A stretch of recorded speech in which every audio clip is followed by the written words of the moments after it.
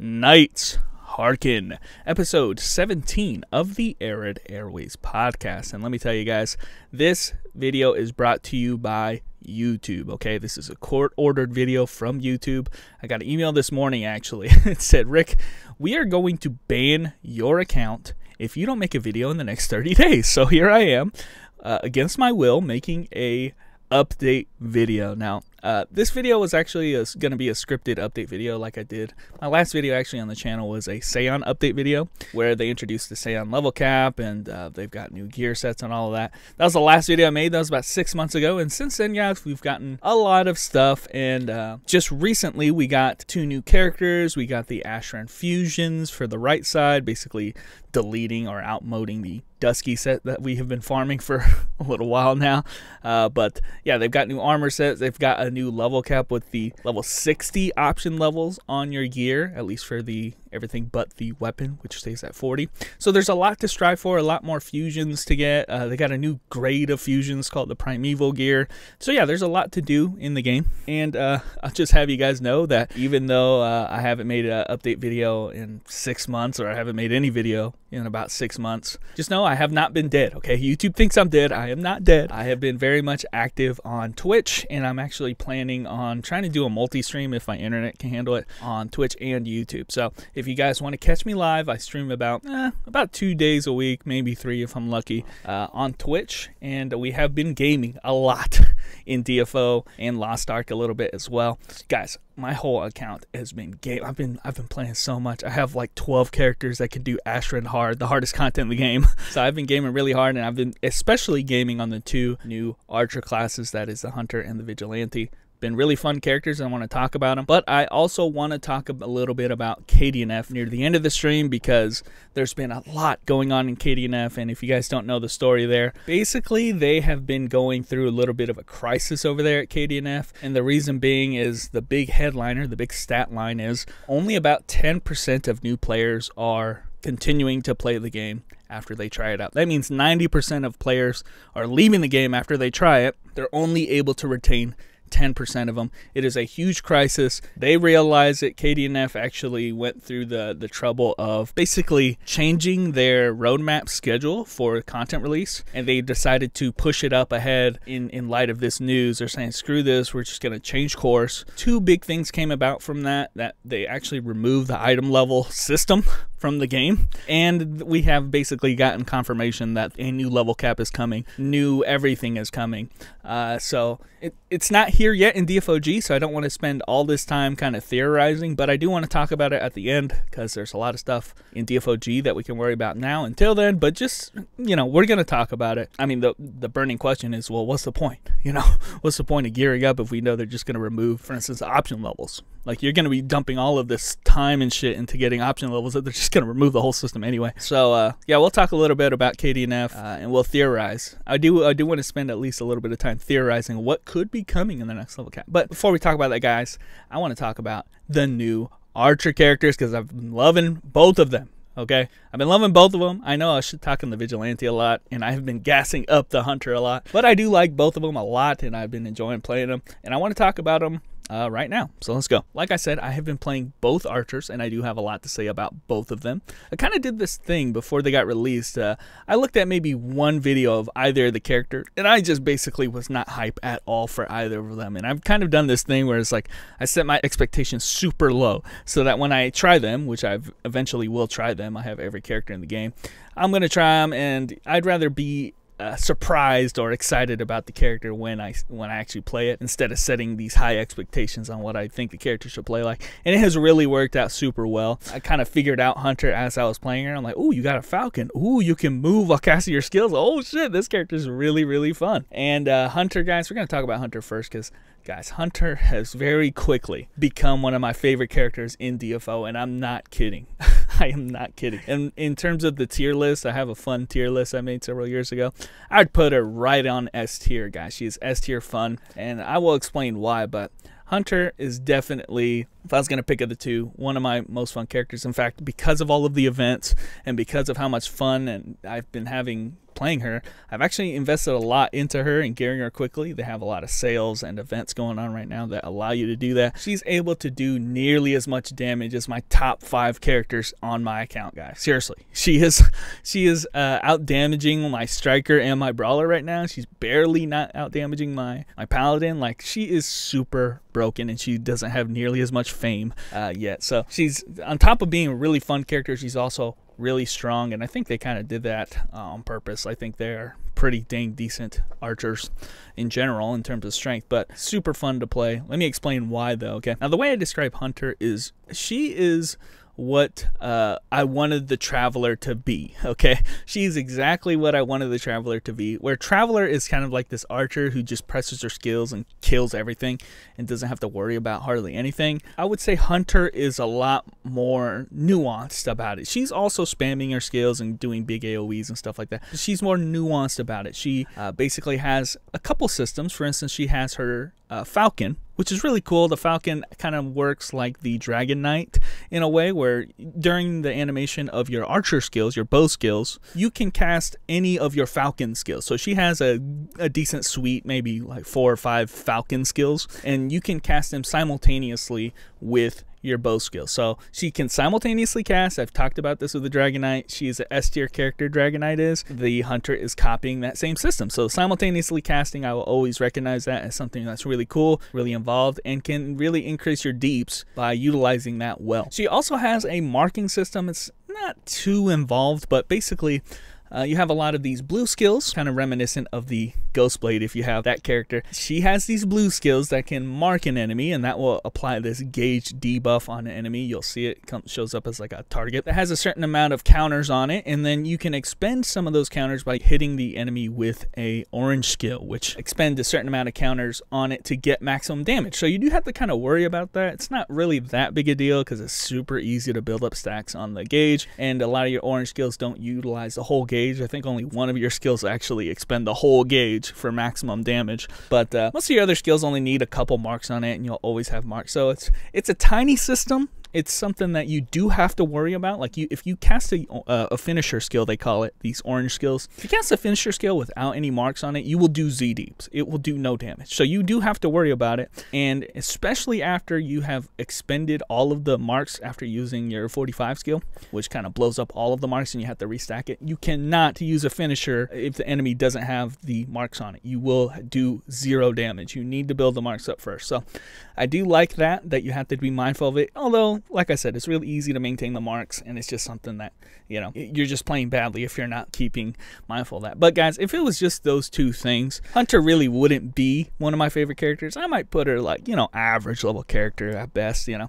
Like, I'd put her like higher than Traveler, but not much higher. And I don't put Traveler very high because I just think she's so simple. But the reason Hunter has become an S tier character for me is because of her mobility skill. This mobility skill, it's called Boost Gear, is the best mobility skill in the game. Straight up, it is so versatile, it's so useful, it's so involved with their kit. It's so awesome. I used to say that Shining Cut was the best mobility skill. That's the mobility skill on the Rogue.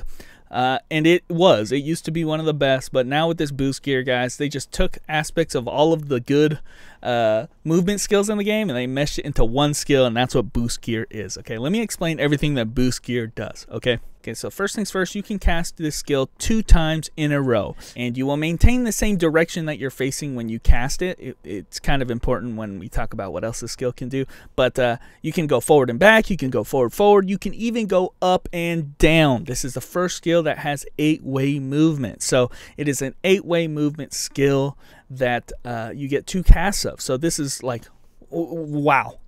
Already, no other skill, movement skill, mobility skill in the game can go up and down. Okay, the best thing is Rogue has a hop skill that can go up and down. That's it, but it was not her mobility skill. This one is. Okay, but that's not all, guys. This character also can use this skill in the air, just like Shining Cut. So if she happens to be in the air, if you jump up from an attack or hit with the skill that puts her into the air, I think one of her skills do, you can come right back down onto the ground and then still have 1 dash remaining, because that only counts as 1 dash. So yes, it can be used in the air to come back down onto the ground, and you get an extra cast of it. On top of this, guys, whenever you use one of those aforementioned finisher skills, it will reset the cooldown of this skill. So this is very similar to the male striker in that if you use the muscle shift to cancel into a skill, the flash move doesn't go on cooldown. It's even better here. If you just use a finisher skill, it will reset the cooldown if it is on cooldown. And this is the craziest thing about this skill, guys.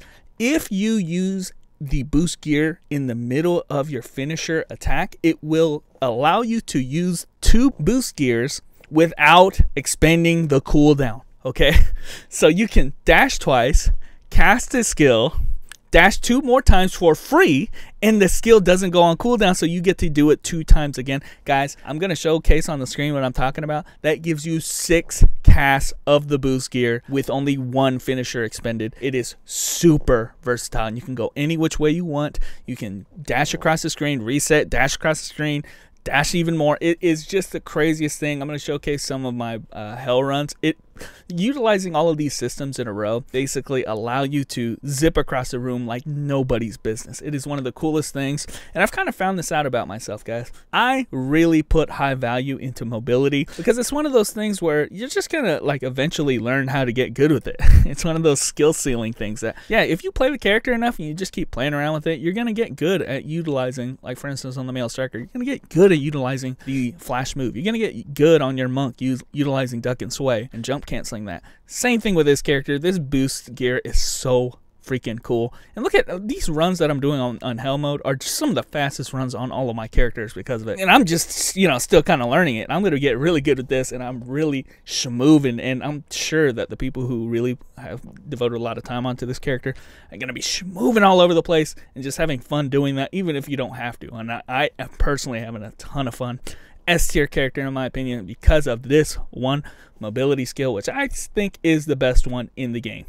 But enough gushing about Hunter. If I can't sell you on the character after you see those kind of runs, then there's no saving you. I guess I can talk about the Vigilante because that's also a very interesting character. Guys, I actually hated this character day one when I was playing her. How they do it is the event kind of allows you to get to max level in 1 day, and I did, and I hated every second of it. I think she is a very bad character while you are leveling and doing normal content. And I will say this about many characters in this game. Some characters are definitely boss killing characters, and some characters are better at AoE. And I think Vigilante is definitely not that great in normal content in my opinion. But when you actually get into a boss fight and start doing combos and you don't have all of the mobs and stuff to worry about, all of a sudden they become a lot more fun because the goal of the character is boss killing. And I think Secret Agent is a good example of a character that this character mimics very closely. Okay, somebody brought it up and I think it's a very great example. I think this character is a mix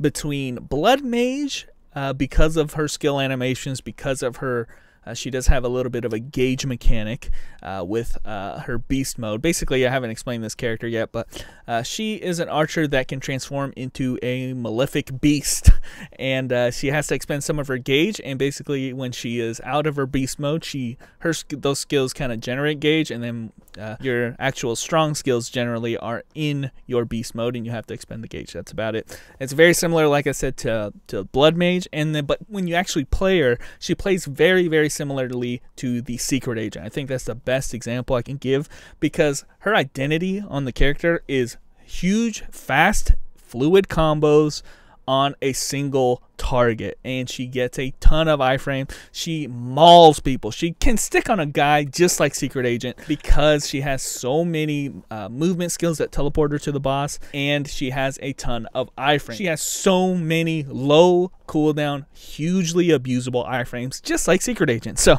if you like Secret Agent, or if you have wanted to play one, this character is a great substitute. They play very similarly. They stick on a boss, they have a ton of iframe, and they're super sticky and not so great at normal PvE content in my opinion, unless you get some talismans for that. But I think she does really well at killing bosses. I think she has a lot of fun combos and abusable iframe. She will always have an iframe available when you need it. Let's put it that way. It doesn't have to be for damage sometimes. You just have a skill for utility, and she has a ton of skills for that purpose. And that, guys, is the reason she's kind of grown on me. I think that she doesn't really have the systems. The kind of thing I was complaining about while I was leveling is that her identity is that she can transform into this beast. However, you don't really have to think about it all that much. It's not really as involved as I wish it was. You know, I always think about these meter characters, and honestly, she is not alone in this endeavor when it comes to people or characters that have this gauge mechanic. Neobo always takes the lazy and safe approach with it. They make it a part of the kit, but it's not really all that. You don't think about it hardly at all. Think about characters like your male Nen. Like, dude, all of your skills build up gauge. You always have gauge. It's hardly even worth mentioning that you have gauge. Paladin, same thing. She has this feather mechanic, but it only applies to one of her skills, so she basically doesn't have a feather mechanic. Same thing like with the Pathfinder. Pathfinder has this battery mechanic, but it only applies to certain skills. It hardly changes them at all. It affects holding skills, which are basically dead in this game anyway. So what's the point of the battery system? There are so many characters in this game where the gauge is kind of secondary to the identity of the character, and I think they could do so much more with the gauge mechanic, especially on these characters, but Vigilante as well, okay? She does, however, have to worry about the gauge with 2 of her skills, and that is the one thing I want to mention, that yes, you do have to be mindful about your gauge management, because what they do is they do maximum damage when your gauge is at full gauge. That applies to your second awakening, which is potentially one of the strongest ones in the game if you have 100% gauge already, so you need to only cast that skill when your gauge is maxed, as well as your level 95 skill actually also, when you're in beast form, expends all of your gauge. And it is also one of the only skills, your level 95 skill, that has a different animation depending on which mode you're in. If you are in archer mode, it does this kind of gauge generating drill skill, and if you're in beast mode, it will expend all of your gauge. That does an extra damage amount if your gauge is full. So that is the only consideration you really have to make with the character when you're expending this character's gauge, and I really do wish it was more involved. That is my biggest complaint about the character, that aside from those 2 points, you don't even have to think about the skill. Just use the skill when it's available, and if you don't have the gauge for it, then just build up the gauge. And it's really easy on the character. One kind of meta thing that you do on the character is a lot of your low level skills. It's kind of recommended to set the command, manual command, to all of those skills to just Z. So you just put that to the same command and just mash Z. So what happens is that it will cycle through all the skills that are not on cooldown and just chain together perfectly, and they're just used for gauge generation. They don't do any damage, but you're in your regular archer mode and you just spam like 4 or 5 skills off the same cooldown or off the same command, and it will build up gauge, and then all of a sudden you just use the blue skills that you need the gauge for. That's really it. There's not really a lot of thinking involved. And while I was kind of learning how to play the character, I've kind of found that her level 95 skill, the gauge generating one, actually does a lot of damage in the archer mode. I know that you feel compelled, you get extra damage if you're in beast mode and you have full gauge, but it actually does a ton of damage in your archer mode, and it's better utility because it gives you gauge while it's out there as well. So I found myself using that more than expending the whole gauge to get the beast form attack, and it's not even your highest damage skill anyway. So anyway, I'm kind of getting into the weeds a little bit here, but guys, this character, I'm just showing on the screen right now that she's big on combos, big on animations, big on speed. She's so fast, and she plays a lot like Secret Agent. When you're doing normal content, you can really style on a motherfucker because you have tons of iframe. You really should not be getting hit on this character. And also her grab heals her. She has a healing move, so she's got a low cooldown healing grab skill. Even if you do get hit, you can heal from it, and you have a ton of iframe. Guys, she's fun because of that. She's fun for the same reasons that I play my Secret Agent. Secret Agent is my top 12 character. She's on that same level. I think she's on the same level of fun, average fun, and unique in the sense that she can do all these combos and have a ton of iframe, and never, ever, ever find yourself not on the boss, because you can always be on top of them. But anyway, guys, hopefully I was able to explain both of those characters. I'm having fun with both of them, even if I wouldn't put Hunter is way cooler in my opinion, but I do already play Secret Agent. So if you don't have a Secret Agent yet and you wanted to try somebody who has a ton of iframe and can stick on a motherfucker, this character is definitely recommended from me. But anyway, guys, enough about those archers. I do want to mention, however, that we have great events involving the archer. Basically, you can choose up to 2 level up characters, and those one of them has to be one of the new archers, but the other one can be any other character that you've been wanting to play. And these level up events are fantastic. They allow you to gear up super fast. They basically take you through each of the content, Ispins, Hollow Dimensions, Dusky, everything. Ashran near the end of it, and by the end of it, you know, you'll have enough fame to be able to do some of the hardest content in the game. My hunter within the first week was able to do Ashran hard, so I mean, it's just that easy. You get so much fame so quickly, and I highly recommend it. And again, only one of them has to be the archer, one of the new archers. You can either do both the archers like I did, or you can do one of the character that you've been meaning to play. Definitely take advantage of that. Fantastic time to start playing the game again, or to build a character up if you want it, or build up to 2 characters if you want it, because there is you know, it doesn't get much easier than this, and it allows you to catch up to some end-game content right away. So don't forget about that. Come back to the game if you haven't. It's a great time.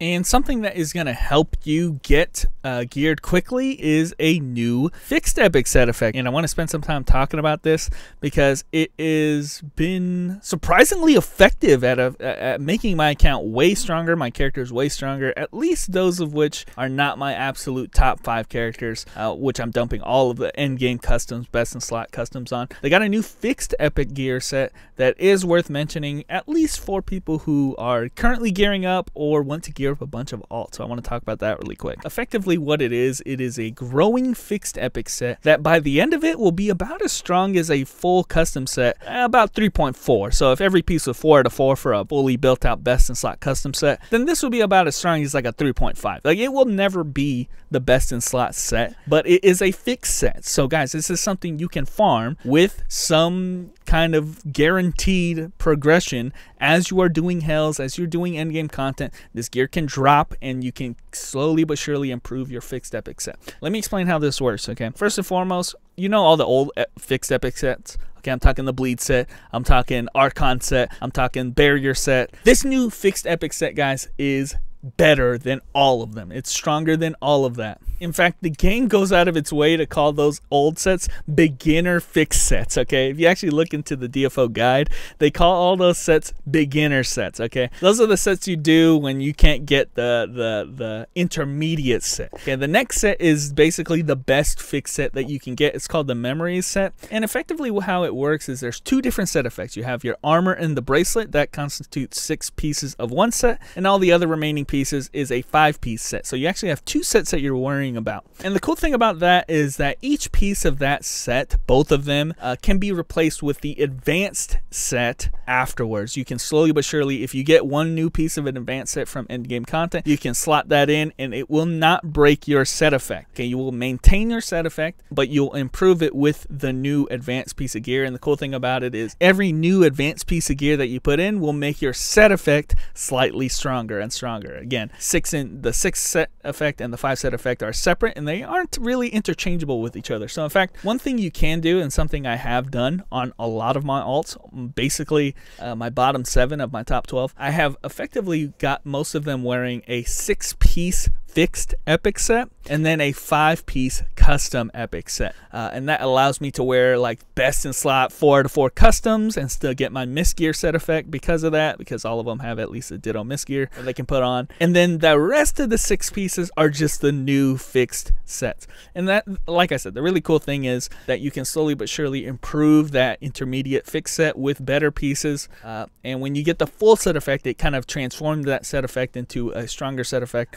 I'm not really explaining this very well. You can kind of look into it yourself, but effectively, we have new fixed set effects.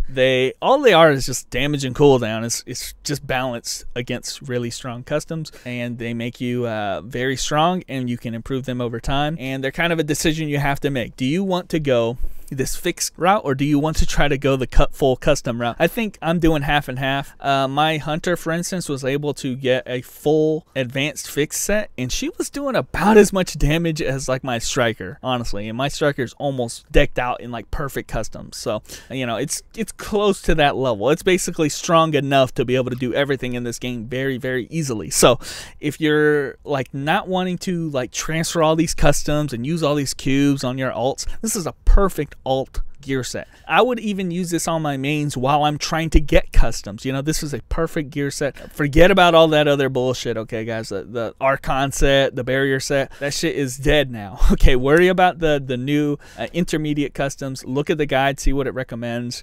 The guide system basically lays it out for you. Yeah, get this memory set, the intermediate set, and then when you start getting pieces, immediately start putting them on. They have the same exact stats between the two, except the set effect gets stronger and stronger as you keep putting on more pieces. I think per piece is giving like 6% damage. So like you just keep getting stronger and stronger until you get a full set effect. It's very cool. It's very interesting how they have incorporated it, and I am using it a lot on a lot of my characters. And like I said, you can do a half and half. Do half fixed set, half custom. You lose the set effect of, say, the 5 set effect in my case, but I do get the power of all the custom. So that's kind of what I'm doing. It has worked out really well, and I did it for my right side. I've done it for my 5 set effect, so that leaves like my necklace and my ring. I'm able to wear like 4 switch, blue barrel, and then like all of my special equipments can be 4 out of 4 for huge damage. It's pretty useful. I've gotten a lot of mileage out of that. But guys, that is all of the kind of new character stuff. That we've also got a lot of new progression stuff for 110 cap. I think this is kind of the tail end of the cap.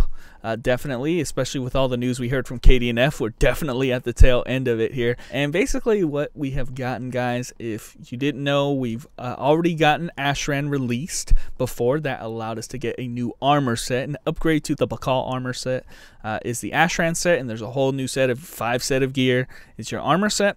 We got that about a month ago or so, and then this week they just released Ashran hard mode, which is, again, Ashran is like a precursor to the Mu raid. It's very similar to Total War in that, you know, we're fighting these mini bosses, but they're not the real raid yet. But it should be mentioned, Ashran Hard just got released, and they are releasing the ability to get a lot of the things that the raid would give you anyway. So it's very similar to Total War, except there is an actual hard mode now. So the hard mode actually gives you more materials, and it also gives you different materials. So you definitely want to be able to do hard mode as fast as possible. That's kind of the goal I think you should strive for. Get your characters to be able to do Ashran Hard as soon as possible, because you do get a lot of stuff from there. Again, you get the aforementioned Ashran armor sets, but you also kind of gear yourself towards the new stuff that this last update gave us, which was the new fusions. There's a whole new fusion system, and the fusions involve your entire accessory and special equipment set. That's 6 pieces of gear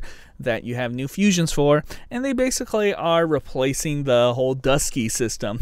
So at this point, we have now had 3 different sets of fusions for your accessories and special equipments. Replacing Dusky entirely is this new set, and so the Dusky content is effectively dead now.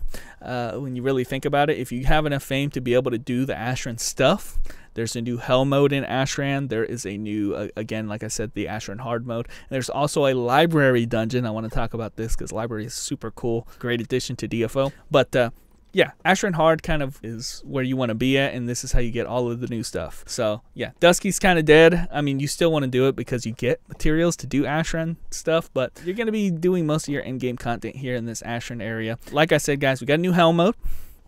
And the Hell mode can drop new fusions. It can drop this new tier of gear, which is the Primeval fusions. They're kind of like Mystic gears of level 100 cap, so I'm not a huge fan of it. They're super rare, but they only exist for your ring and your necklace, and they're effectively best in slot gears. Unlike Mystic gears, though, you can wear both the ring and the necklace, but again, there's only a few ones that exist. They're super rare to get.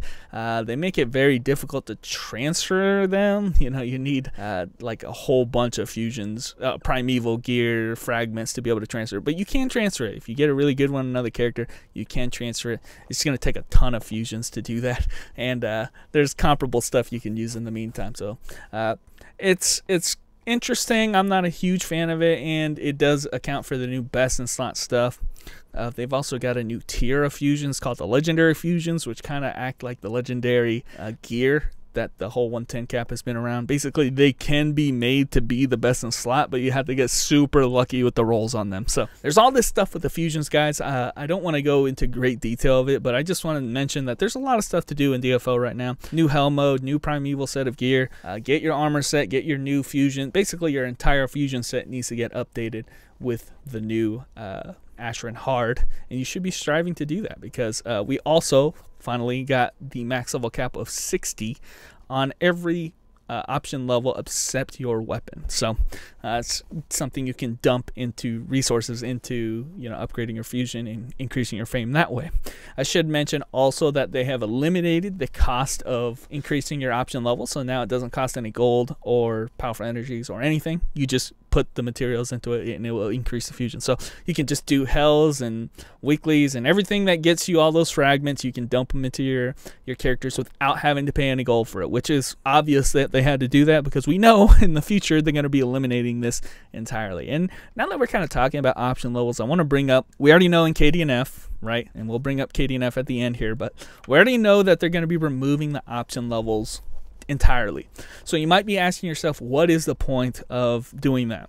You know, what's the point of increasing your fame then and doing all this fusion? It doesn't cost any money now, so that's the one thing. It doesn't cost any money, so you're not really losing anything by doing it. And if you are one of these people who want to be like an achievement hunter or something, if you are able to get all of your gear to 60 option levels, you actually will be rewarded with exclusive gear when they decide to remove this. So you have usually we're about 6 months behind KDNF, so if you can get to max option level in that time, then you'll get rewarded with this exclusive cape that you will only get if you have that. So if you don't care about that, the last reason I can give you as to why you'd want to still keep improving your character is because you want to try and get the best setup that you can prior to the update happening. So you do need to be able to clear Asheron Hard. You do need a certain amount of fame, and you will not be able to clear it very quickly unless you have high fame. So I mean, it's just like still need to progress up until that point, guys. And the last thing that we will be getting is the Moo Raid, which is kind of fun content. You want to be prepared for that. So if you want to enjoy Moo Raid, then I guess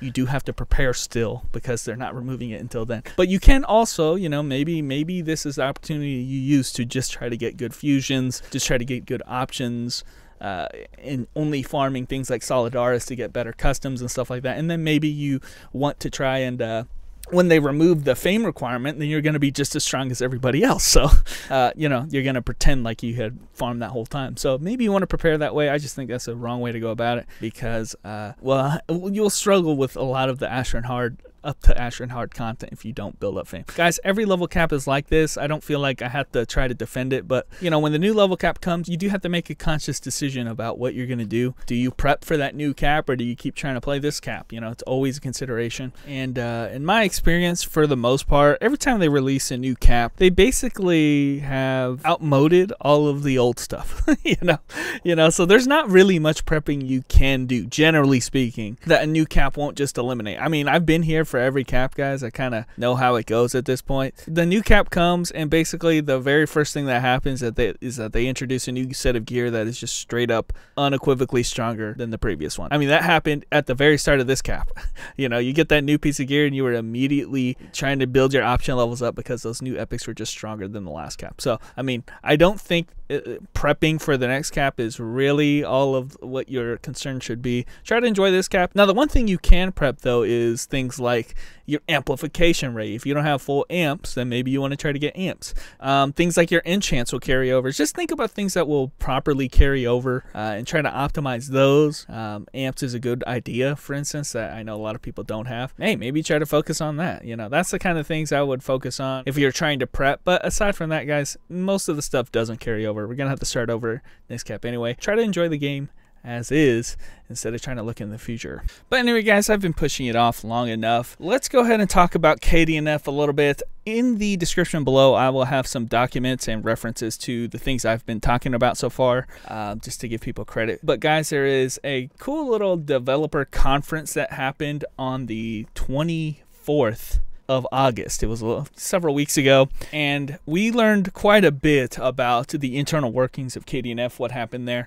Basically, it was just a quick conference. This is not the same thing as the DNF Winter Festival or anything like that. That is still coming, and I'm sure we're going to be hearing some great announcements there. To me, it sounds like more like an emergency meeting type of thing, especially the things they talked about in this conference. Again, I'll put a link in the description below. You can kind of read it. The main things that I want to talk about, guys, are the future plans as well as the big concerns that they've had in KDNF, because the problems that they have there, the upgrade pass that they have there, will affect us sometime down the line. Let's not forget that we are a derivative game. We follow their path, their schedule, and it sounds like they had to deal with, again, that problem I mentioned, guys. We have such a huge problem with player retention over there. 10% of players. Guys, this is a stat line that is just unheard of. Again, the quote goes like this: internal data has revealed that only 10% of recent new players have remained, and they believe that the majority of the cause is the convoluted growth systems and custom systems. Is that true? Do we think that's the case? Well, I think that definitely has a role to play, guys. I mean, just put yourself in the shoes of a new player for a second right now. Forget about the veterans. The veterans are going to stay no matter what. I mean, just look at me. Just look at us. We're still playing the game. It doesn't matter what Neopal does. I'm still playing the game. To different extents, some of us maybe drop down a few characters. Maybe you're playing more characters because it's so easy to gear up in this cap now. Whatever the case, guys, 90% of new players just don't agree with us. Or maybe it's not that they don't agree, but it's impossible for them to really be in the same kind of mindset and discussion as you and I. Okay, veterans, I should say. New players kind of suffer from the fact that veterans have been playing this cap for damn near 3 years now. You cannot compete with somebody. You're looking at a stream or something, you see this guy who's just like awesome, has like some of the highest fame in the whole server, and he's over here deleting bosses and stuff like that. Guys, what makes you think as a new player that you can ever compete with somebody on that level? Okay, we are no longer playing the same game. You can't catch up no matter what. They have too many weekly mechanics, they have too many daily mechanics, and however long you spend or however hard you spend, you will never catch up, ever. It doesn't matter how lucky you get or any of that. 90% of the players, I think, realize that we're just too far gone. And I think a huge part of that, guys, and I want to rant about this for a second, is that, okay, I have my opinions on 110 cap. I personally hate it. I still do hate the fame system. It is such a boring, low dopamine, low excitement, low effort. It is just so unfun of a progression system to have this treadmill that never ends, that never is exciting, that no dopamine, no luck. I mean, there is some luck factor. The cap has changed many times at this point. But guys, it doesn't matter. Let's disregard all of that.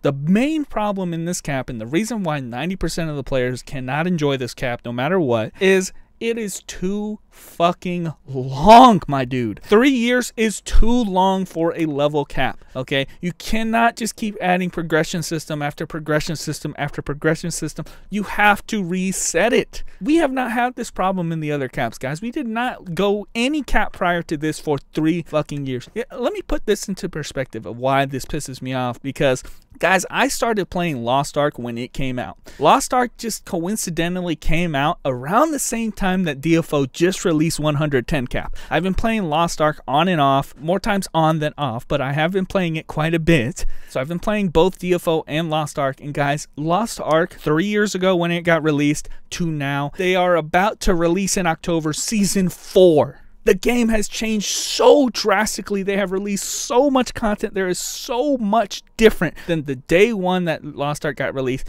to now. It is night and day. When you compare that, we are about to get Season 4 with all of the content and all of the fun that we've had all the way up until then. Compare that to 110 cap now, and it is just pathetic. Okay, DFO is on a snail's pace. I mean, Lost Ark is running circles on them in terms of content, in terms of what they've done in the same time span. 3 years of 110 cap versus 3 years of Lost Ark. All of the content in between. We're about to be on Season 4, and the game has just changed and changed and changed. Honestly, the characters and the gear progression systems have just been crazy. I don't even want to bring up Lost Ark because it's almost a sour topic to talk about at this point, because DFO is still in the same place it was 3 years ago. Slightly different. They've added customs, but come on, guys. We're hunting fusions. Then we're hunting fusions again. Then we're hunting fusions again. We have hunted accessories and special equipment fusions 3 times. The same exact thing. They just give more damage, guys. They give higher numbers. It's the same shit, the same progression system, and I can just compare it to how many seasons and how many different things that we've done in Lost Ark and progression systems that we've had. Not all of them great, but again, the game has changed a lot. In that time, DFO has not changed at all. It's been pretty dang stale, in my opinion. And the only reason it has, it's not been how bad the systems are. That obviously plays a role. But I think that if new players felt like they were in the same same kind of level or the same kind of range, or if it was attainable to achieve the same level as veterans in the cap, then they would stick around longer. But I don't think that, I think 90% of the players see that, oh my God, they're 3 years ahead, and there's no way in hell I'm going to get 63,000 fame. I'm struggling to get 38,000 fame, and nothing I do can get me higher than 40K fame. It's like, dude, we need catch-up mechanics, and we need shorter caps. We cannot be on the same cap for 3 years, guys, doing the same thing for 3 years. Again, forget about how the system works. It can be the worst system in the game. It can be the worst, like, progression system. As long as it only lasted for a year, we'd forget about it, guys. I've lived through the horror that was 90 and 95 cap, and it was bad. And I look back at those systems like, damn, I hated that. But we were already in 100 cap before I even got to process it. We have been in 110 cap for too long. We needed to move on. I think the developers realized that. I think that's why we're going to be getting an emergency change in schedule again. Okay, the original plan, and this is why they've changed their schedule. The original plan was to release a hard mode of the raid, the Mu raid, basically Goddess of Mist raid. We don't have that yet in DFOG.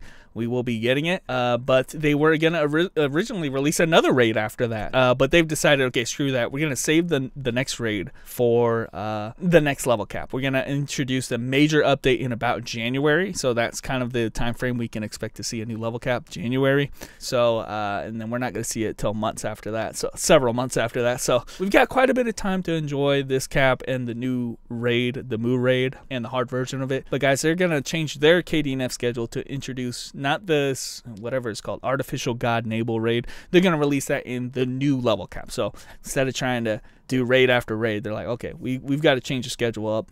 And then they're going to say Delazy is going to be at the end of 2025. So we definitely changed up the schedule. They're too slow with it. And now they're like, okay, fuck, we need a new level cap. And I agree with it. I think this is way, way, way too long to have to wait for a major update. They've done raid after raid.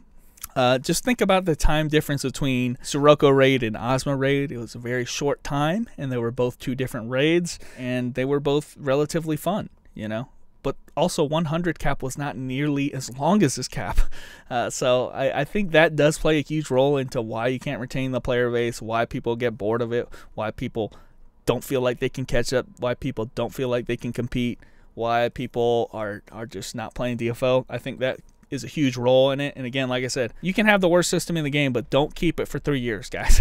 I don't care. If it was the best system in the game, don't keep it for 3 years, right? Because, again, that won't do anything for your player retention. Even if it was the best progression system ever. Like, oh, well, shit, that guy has 3 years on me. I'm not going to be able to catch up to that. I'll play another game, you know?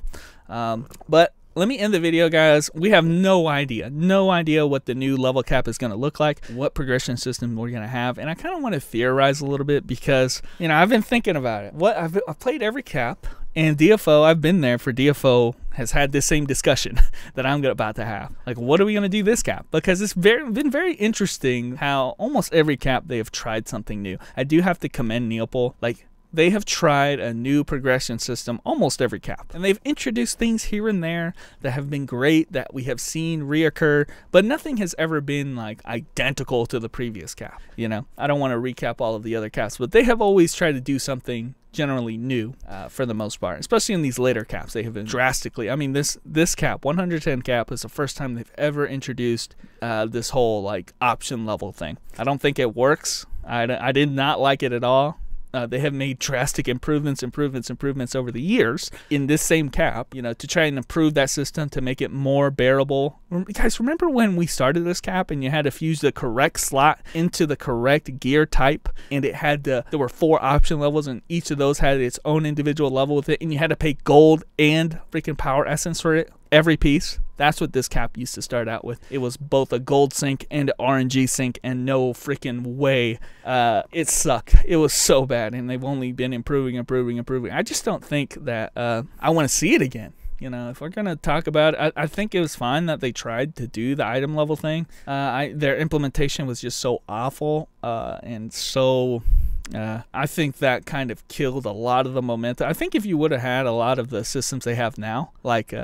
you know, not having it cost gold, and, you know, having the materials fuse into like a generic material, then maybe it would have worked a little better. But I really don't want to see that next cap. I don't want to see the option level thing. I think personally I want to see a little bit of return to form.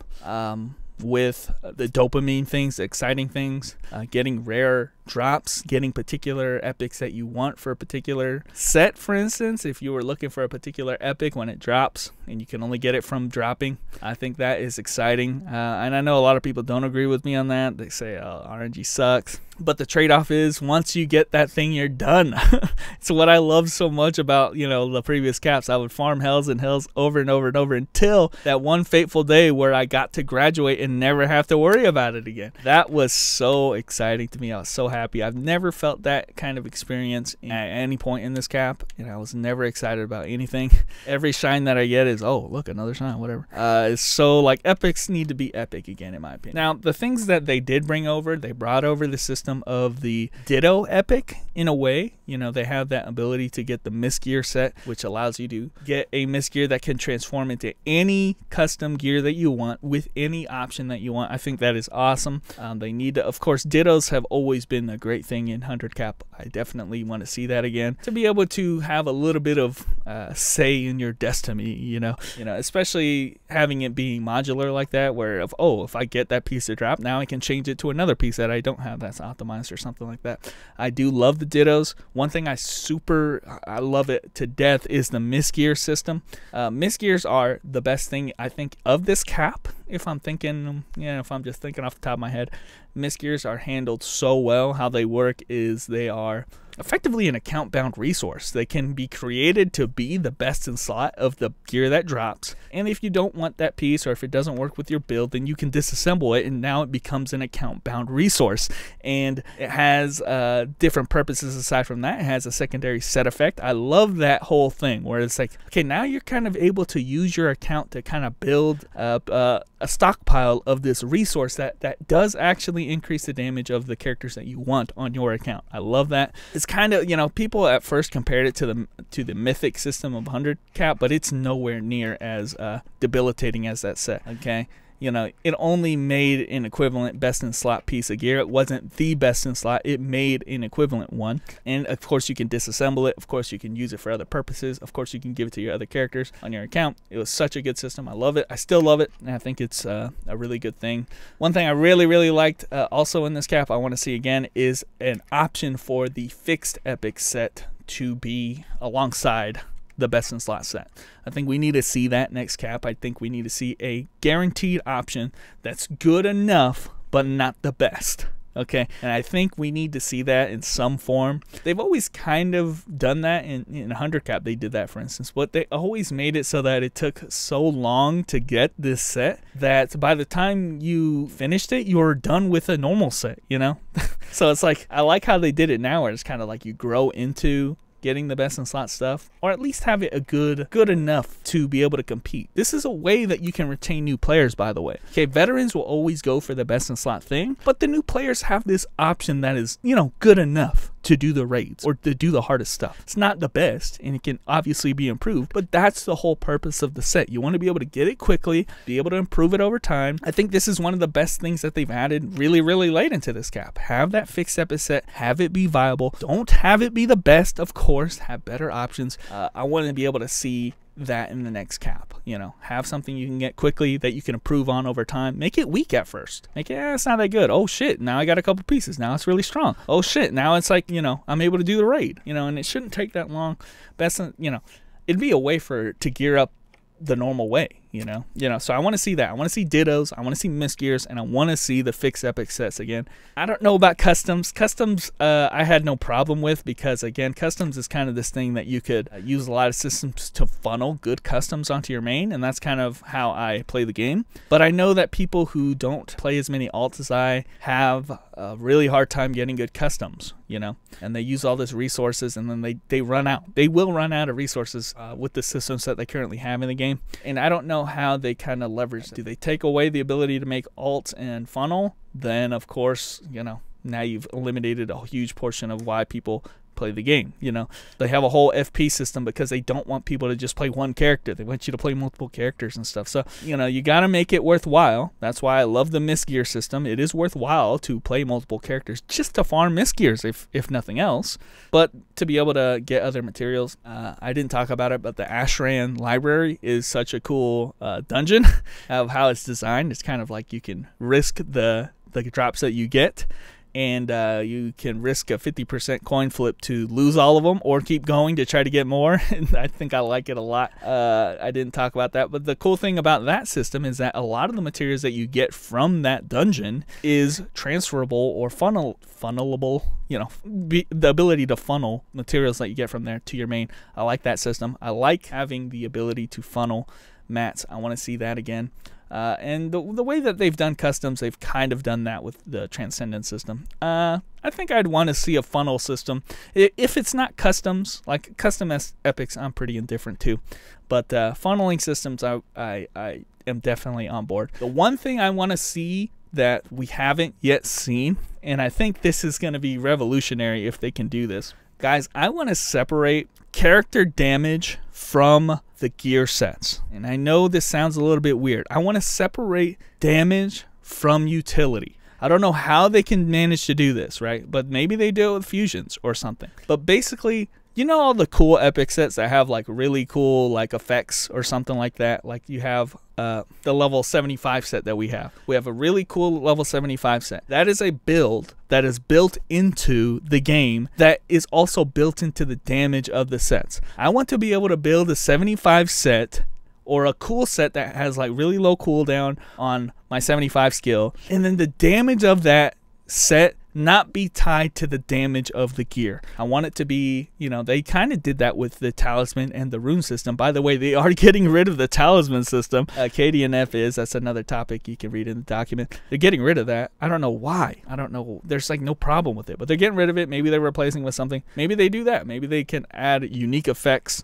unique builds to a character, and then have the damage and all the cooldowns and bullshit. You know, honestly guys, people are just gonna wear whatever does the most damage anyway, right? So that's one aspect of gearing you can have. Just wear the shit that gives you the most damage, and then this other thing is like the cool thing that will define your character. I think the 75 set defines a lot of characters in this game. You know, a lot of characters can utilize that build. Well, there's not enough of that going around, guys. It's almost like everybody's going the bleed set, or they're going the 75 set. You look at most of the builds in the game right now, that's what they're going. Or maybe Blue Barrel if you're being different. But that's the only two builds that really exist right now. There's two ways of playing. I hate that, okay? And the reason there's only two builds worth playing is because those are the two builds that do the most damage, okay? We need to be able to separate the damage from the uniqueness of builds. And we have not done that yet.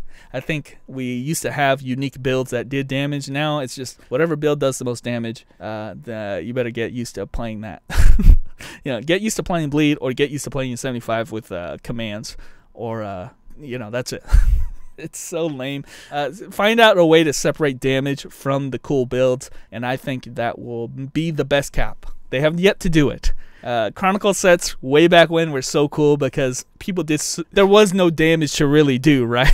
It's like, yo, these are cool, and they did enough damage to do the content. So I think we need to go back to Monkey, go back to Chronicle sets or something. Maybe that's what I want to see in the next cap. But anyway, guys, I've been talking, like, this whole section has just been me rambling about what I want to see in KDNF. Who knows? We're going to find out here in the KDNF Festival whenever that drops. But until then, guys, nights. Begone.